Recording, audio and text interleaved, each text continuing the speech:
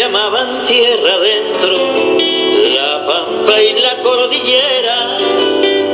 Después fueron campo afuera, porque las palabras pesan. Con esas cosas empiezan a vaciarnos la cesera.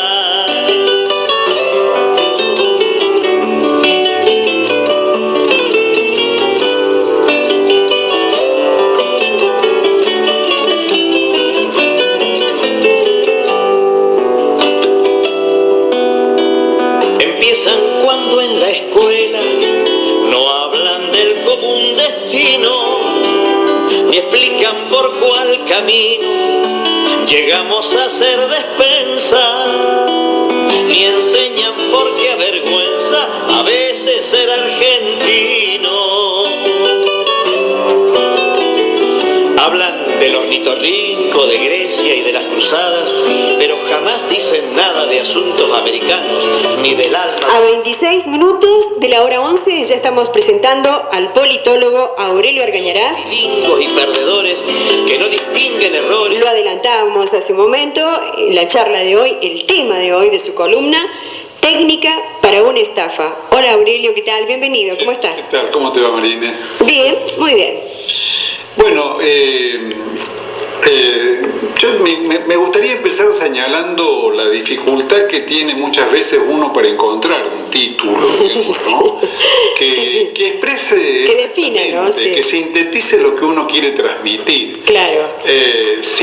Obviamente sin eximirlo a uno de la explicación y de la reflexión, que es el sentido. Voy a decirte algo, Aurelio. Fueron 3 títulos, pero uno mejor que el otro. Ah, bueno, gracias.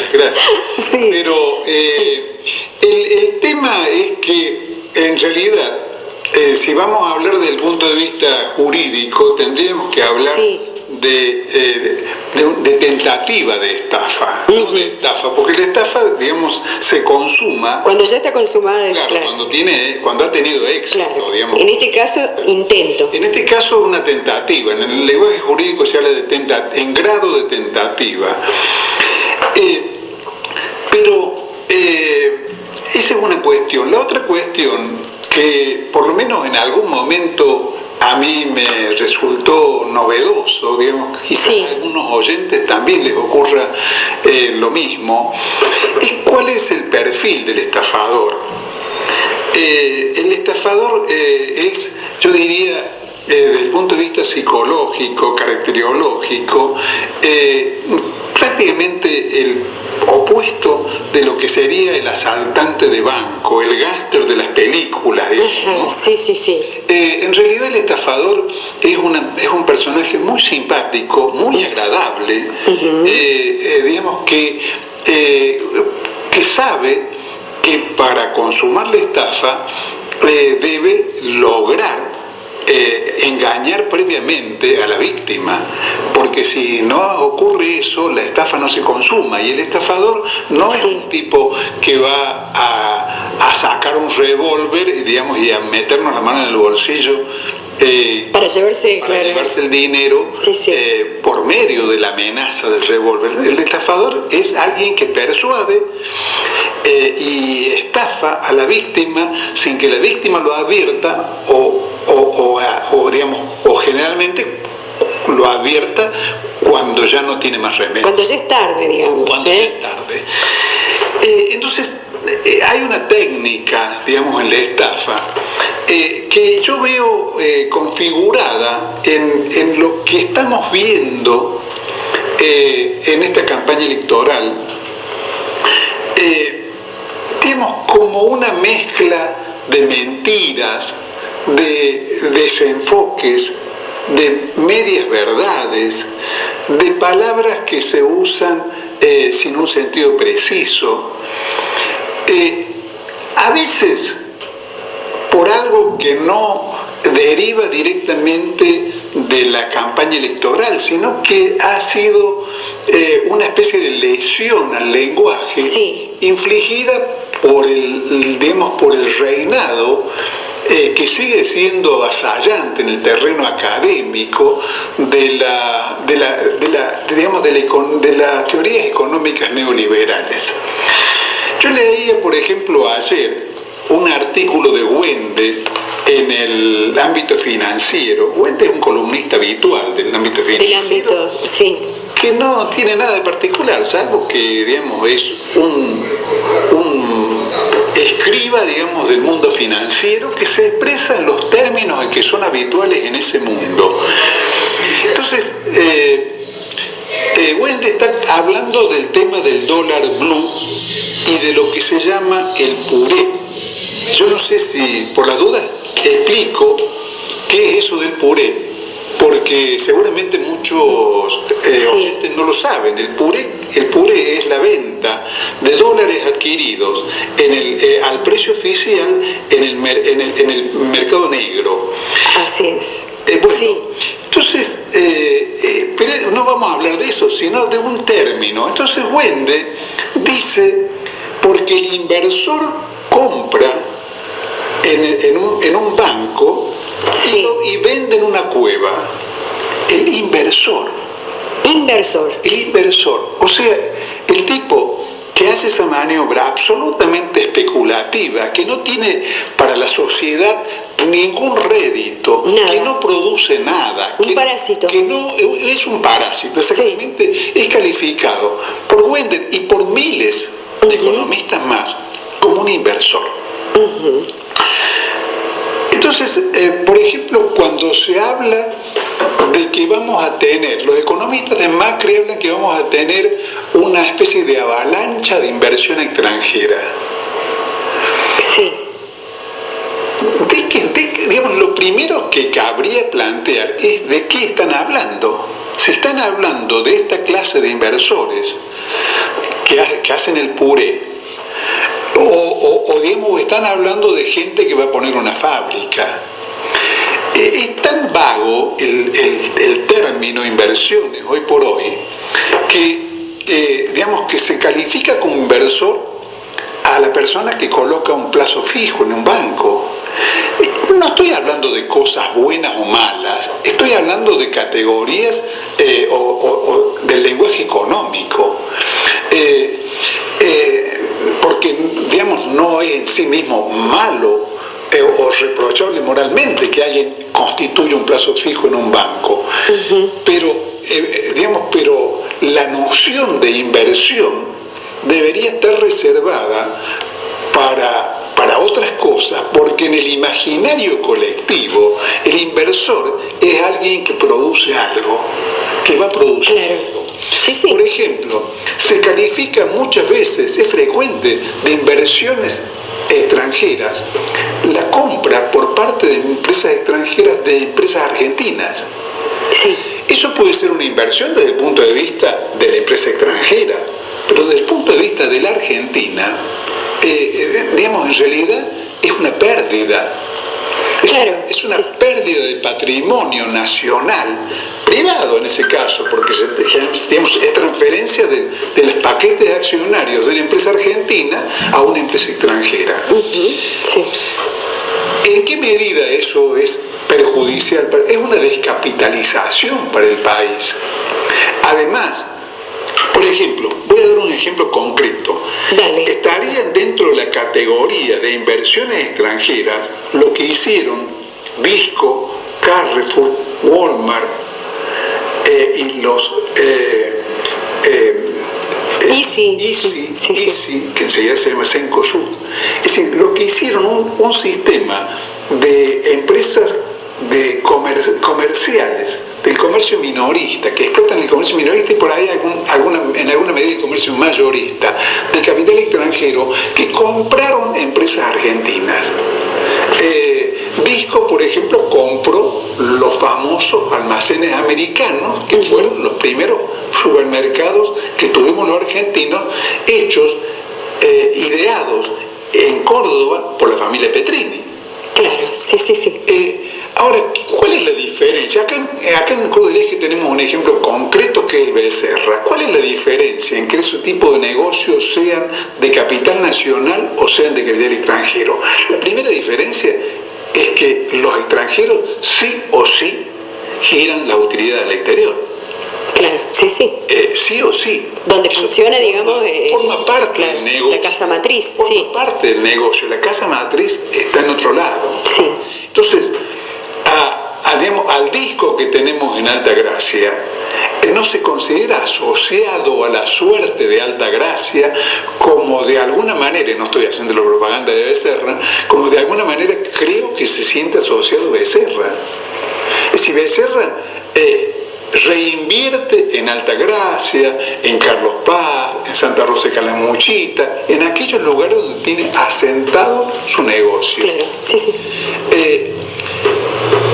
Entonces, no sé, digamos, si vamos a llamar al disco y a Becerra inversores, tendremos que establecer por lo menos algún adjetivo que nos permita distinguir una cosa de la otra.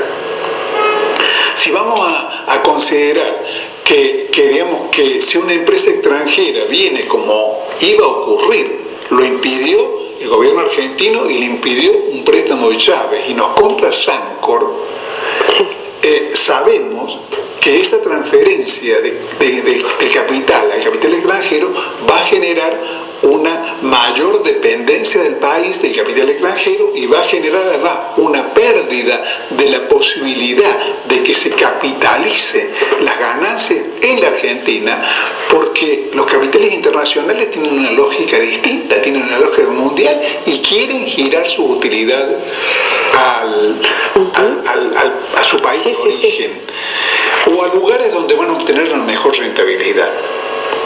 Como ocurría con la Repsol, que en realidad no quería explotar los recursos argentinos, no explotaba porque tenía mejor rentabilidad en África. Entonces quería usar la empresa argentina como patrimonio para hacer especulación de bolsa, donde obtuviera capitales para invertirlos en África. Ahora, esas cosas que son elementales en la ciencia económica y que los economistas neoliberales las saben, las escamotean, las ocultan sistemáticamente. Por ejemplo, el martes lo escuchaba a la noche en TN a Rogelio Frigerio Nieto. Rogelio Frigerio hablaba del cepo. Cuando se habla del cepo, cuando estos economistas hablan del cepo, están dirigiéndose a los argentinos como si el problema del cepo fuera un problema de los argentinos del montón que quieren ahorrar en dólares comprando $500 por mes o $1.000 por mes. Creo que son muy pocos los argentinos que pueden comprar al precio oficial más de $1.000 por mes. Sí, sin duda, debe ser poco. Ahora, cuando hablamos del cepo, en realidad, estamos hablando de algo mucho más voluminoso, que es, por ejemplo, las limitaciones que está poniendo el gobierno argentino justamente para girar utilidades del exterior.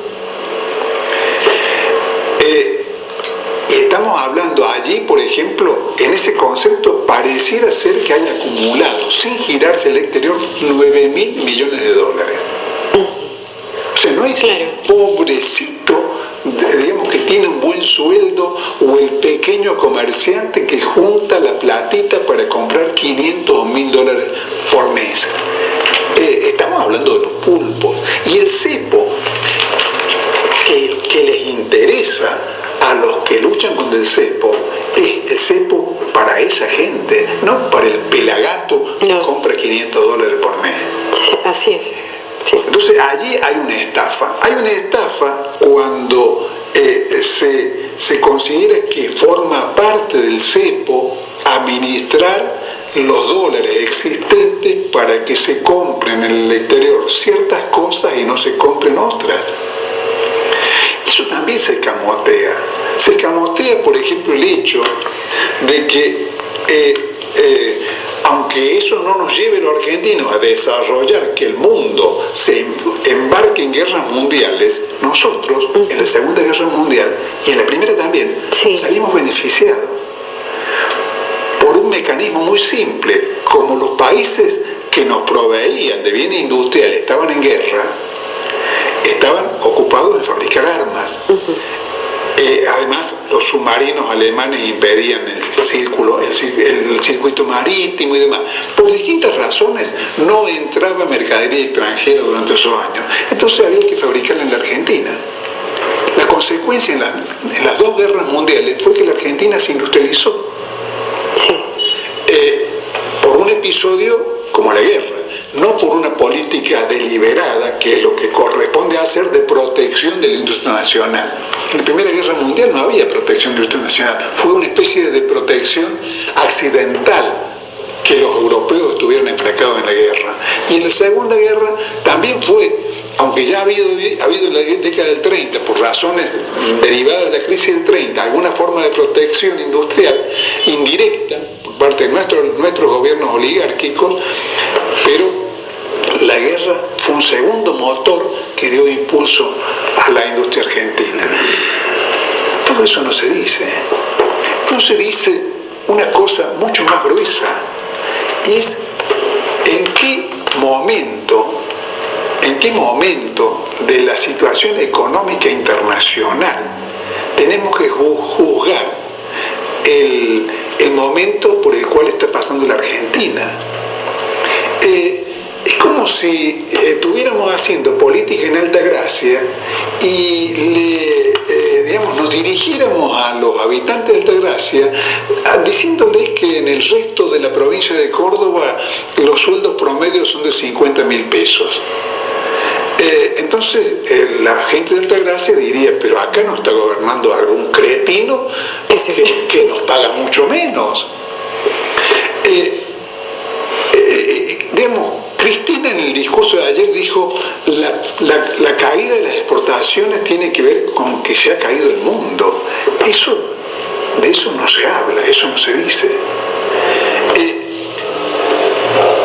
Solamente en ese contexto concreto del que no se habla, se puede entender el significado preciso que tiene el dato que salió ayer en los diarios, no dado por el INDEC, sino por la Cámara de Fabricantes de Cemento Portland, de que habíamos alcanzado en el mes de octubre un récord histórico de producción y de ventas. Un récord histórico. Se produjo y se vendió cemento por un 8,4% más que en octubre del 2014. ¿Cómo se constituyó la demanda? Se constituyó la demanda por obra pública y por los planes Procrear. Al mismo tiempo, si uno pasa del cemento a los autos, se encuentra con una caída de la producción del 25% aproximadamente, pero la responsabilidad allí no es ni de Cristina, ni de Macri, ni de Scioli, es del Brasil. Sí, porque todavía no... Brasil, porque no, Brasil está en crisis. Somos dependientes de este país justamente. Claro. Y digamos, porque Brasil está en crisis, y mientras esté en crisis va a tratar de que los brasileros compren sus propios autos. Pero además los brasileños están comprando menos autos, de los propios y de los ajenos. Claro, la crisis lo lleva a esto, sí. Que no es responsabilidad ni de Cristina, ni de Scioli, ni de Macri que haya habido una baja fenomenal de los precios de las materias primas, la soja, el trigo, el maíz, los minerales, el petróleo en el mercado mundial. Eso obedece a cuestiones en las cuales el país no puede determinar qué es lo que pasa. El país se acomoda mejor o peor a realidades que vienen de afuera.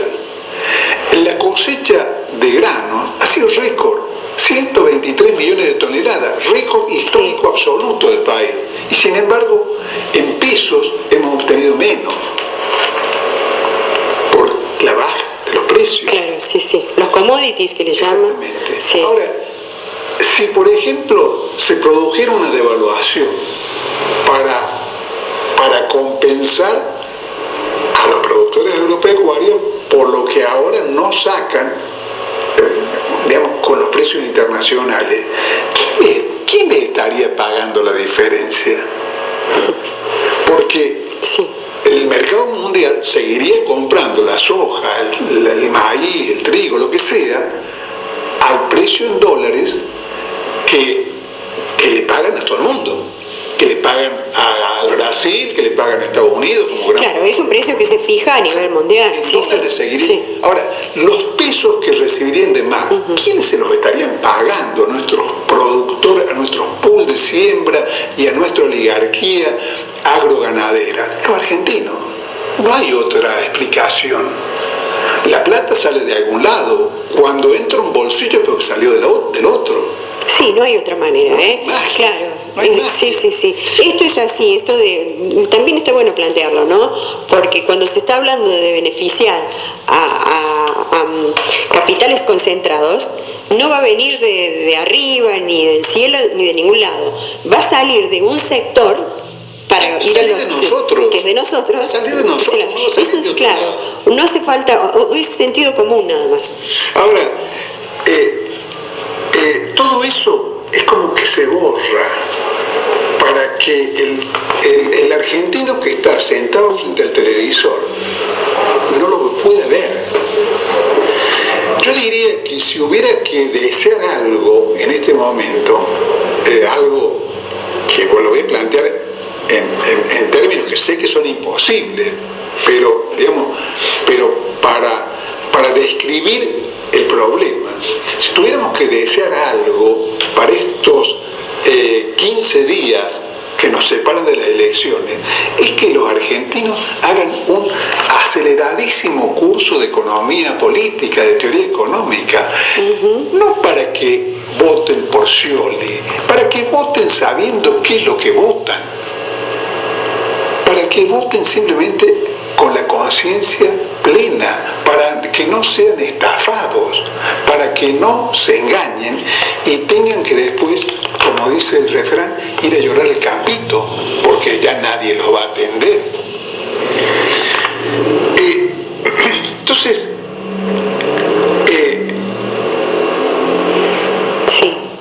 otro de los mitos típicos, la inversión, estas inversiones de las que están hablando, van a crear trabajo.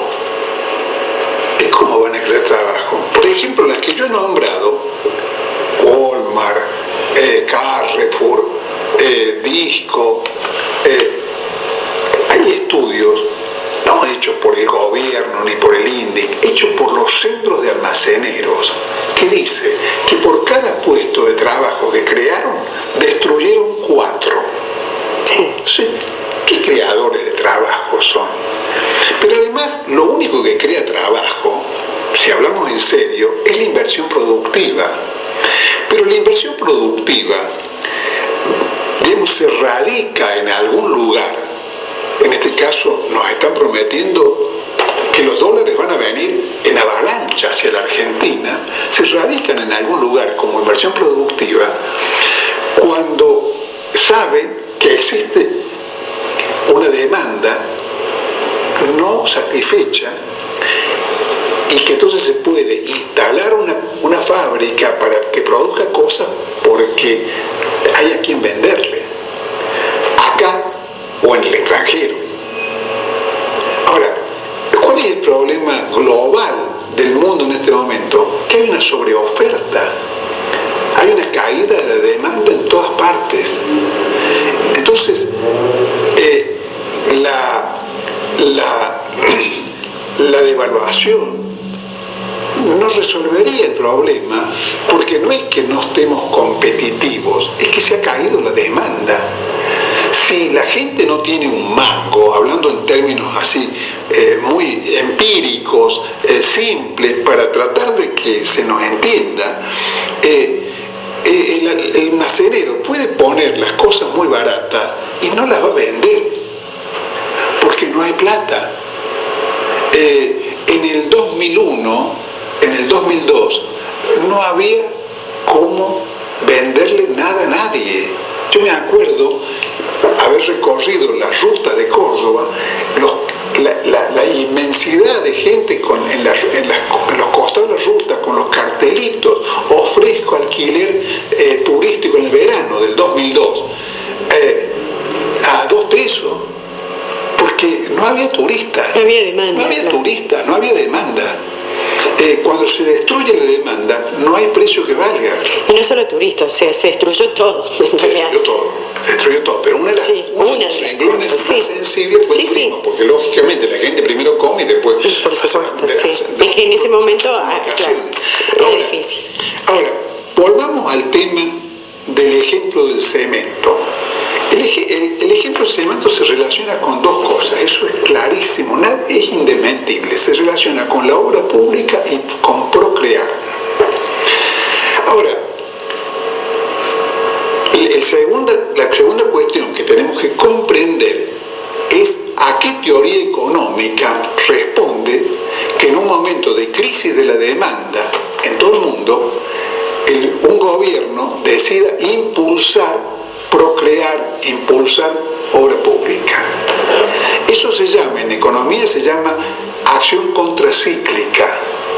O sea, se estimula artificialmente, por decirlo así, la economía con medidas que van a compensar la caída de la producción y la demanda en otros rubros. Entonces, si en lugar de estar vigente una política keynesiana, una política de ese tipo en el país, estuviera vigente una política neoliberal que deja liberado el mercado lo que se hace, no tendríamos procrear, no tendríamos obra pública porque habría que cuidar el déficit. El déficit sería lo principal. Recién después de resuelto, en teoría, el déficit, habría que hacer obra pública. Entonces, estaríamos en todos los renglones, como estamos en la producción de autos, estaríamos en una caída libre, como está Brasil. Ahora, a su vez, digamos, ¿qué posibilitó procrear? Lo posibilitó la estatización de la FJP. Hay gente con un nulo conocimiento del tema que considera que con los fondos previsionales uno puede, con lo que recibe el Estado de fondos provisionales, los aportes patronales para las jubilaciones, puede meter la plata en una cajita.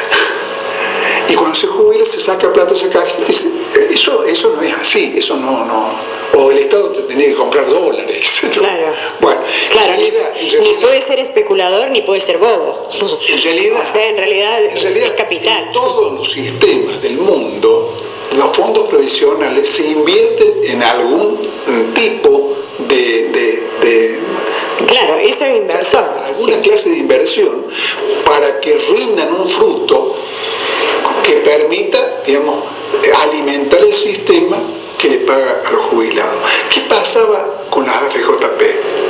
Las AFJP, está bueno poner en claro qué eran, porque se dice AFJP como una sigla, pero en realidad las AFJP, ¿qué eran concretamente? Y eran empresas privadas que se hacían cargo, digamos, que recibían los fondos jubilatorios. El país pionero en esa materia no fue la Argentina, sino Chile. A Chile le vendieron el tema del jubilatorio privado antes de vendérselo a la Argentina. Y todavía no ha sido desmantelado. Y las jubilaciones en Chile son de $80. Eso es el fruto de las jubilaciones privadas, entregadas a manos privadas. Pero además, esas empresas privadas colocaban los fondos en las grandes empresas. Así es como el Estado argentino, cuando se hizo cargo después de los fondos jubilatorios, resultó que tenía acciones en Techin, en Molinos Río de la Plata, en Papel Prensa, en Clarín. El Estado argentino tenía acciones porque esas grandes empresas, y nombro 5 o 6, pero son como 400, habían recibido los aportes jubilatorios de todos nosotros como un capital muy barato.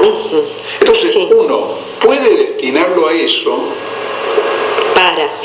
¿no? a que los beneficios sean el capital concentrado, o puede destinarlo a cosas como procrear, o puede destinarlo a que todos los argentinos tengan derecho a jubilarse. Claro, ahí está la decisión, ¿no? Claro, son distintos destinos, pero resulta ser que si vamos a ser estrictos en lo productivo, en cuanto al rendimiento de ese capital enorme que es el capital previsional, digamos, invertir en procrear es directamente beneficioso para el ANSES, porque procrear en un momento de dificultades económicas está creando trabajo. O sea, el ANSES no solamente recupera los préstamos, sí, porque son préstamos que le da a los que construyen por procrear, sino además, digamos, incrementa sus entradas, porque hay más gente trabajando y aportando al sistema. O sea, se beneficia por partida doble. Todo eso no se dice.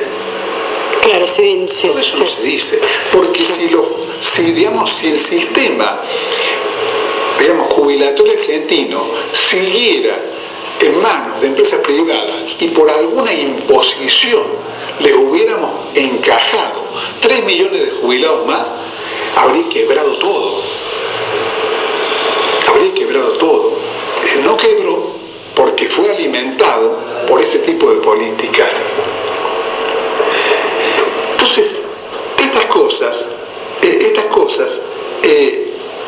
hay que hacer un esfuerzo para transmitirlas y para aprenderlas en estos 15 días que nos quedan, porque en discernir sobre estas cosas se nos va la vida.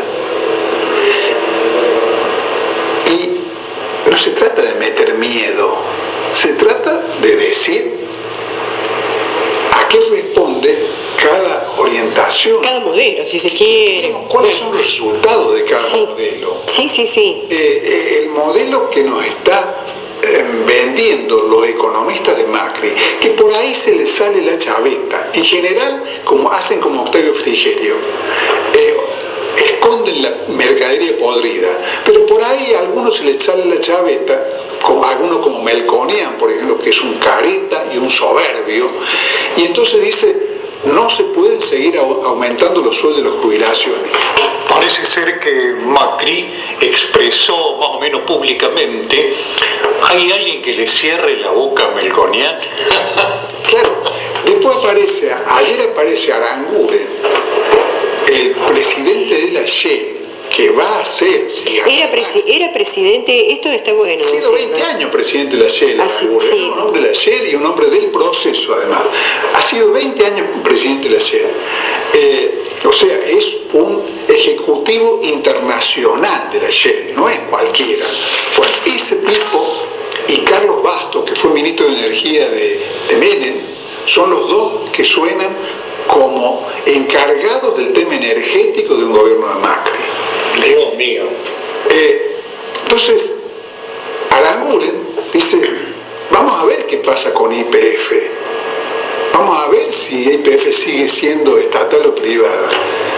Destapan una olla que seguramente Macri no quería que se destape. La destapa, porque además hay ciertos señorones como Aranguren o Melconian que consideran que están más allá del bien y del mal y que nadie les puede tocar ni con una caña. Entonces creen que tienen derecho a expresar estas barbaridades. Pero está bueno que lo digan, Aurelio. Fenómeno que lo digan, porque ya sabemos, claro. Fenómeno que lo digan, porque si dijeran lo que van a hacer, yo creo que pierden la elección en términos abrumadores. Lo que pasa es que están tratando de consumar una estafa. Y si lo logran, estamos, como se dice ahora, en el horno, a llorar el campito. Depende de nosotros que no lo logren. Depende de nosotros en el sentido de que creo que es el momento en que todos dejemos de lado esta cuestión esquemática de mirarnos desde las veredas de enfrente y comprendamos que en los momentos en que triunfó la reacción oligárquica, como ocurrió en el año 55, como podría ocurrir ahora, es porque en la reacción oligárquica los grandes pulpos económicos han logrado engañar a una parte de nuestro pueblo. Si ese engaño es, desvirtuado,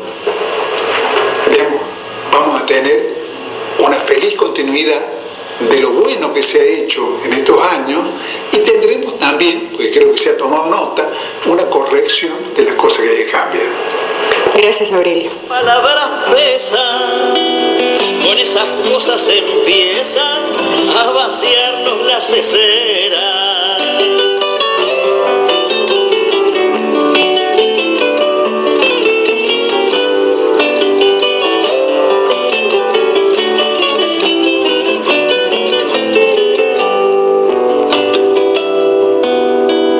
Empiezan cuando en la escuela no hablan del común destino, ni explican por cuál camino